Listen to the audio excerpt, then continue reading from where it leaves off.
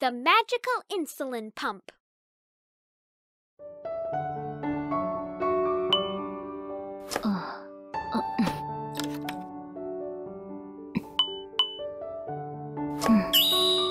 Ooh, Lila, shot time! How many times does he have today? At least 4 shots a day before each meal. An extra shot may be needed for extra food. So many in one day? With that many shots, I feel already full. Oh, my poor boy. But even with extra shots, it is difficult to control my blood sugar lately. Are you feeling unwell? Don't worry, it's because of puberty. When it starts, blood sugar will fluctuate a lot. Maybe now we should consider using an insulin pump. What's an insulin pump?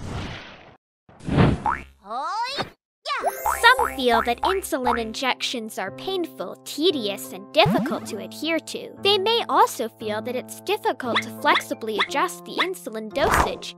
In this case, an insulin pump can be used to deliver insulin.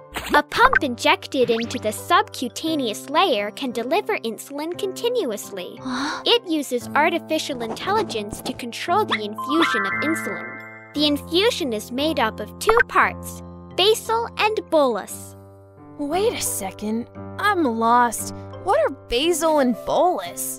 Basal insulin is a small dose of insulin that is injected throughout all the time. Like the long-acting insulin, pre-meal bolus insulin is injected before meals to control post-meal blood sugar.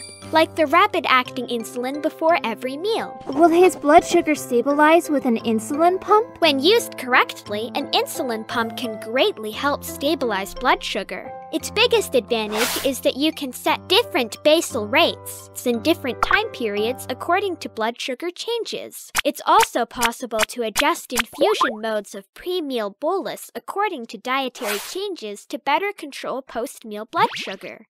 This gives us more freedom and flexibility. Sounds good. I'll buy you a few of them. Grandma, one's enough, and they're pretty expensive considering the extra cost of tubes and other disposable parts. Therefore, families must fully consider their own financial capabilities before purchasing an insulin pump. You cannot save money by choosing not to replace the disposable components for a long time. That's all right. If it helps, any price is fine. Grandma, that's a lot of money. Thank you. As long as you're fine, Grandma will be happy. Then we don't need to worry about anything. No! A pump is just a machine, and it requires operation and maintenance. An insulin pen is still needed for emergency use. There's still a lot of trouble. Therefore, before using an insulin pump, you need to have sufficient knowledge of diabetes. At the same time, you still need to test your blood sugar. Okay, I'll remember that. This thing is really convenient. Of course! It's quite common for type 1 diabetics to wear an insulin pump because of its flexibility. Great! I won't have to get non-stop shots in the future.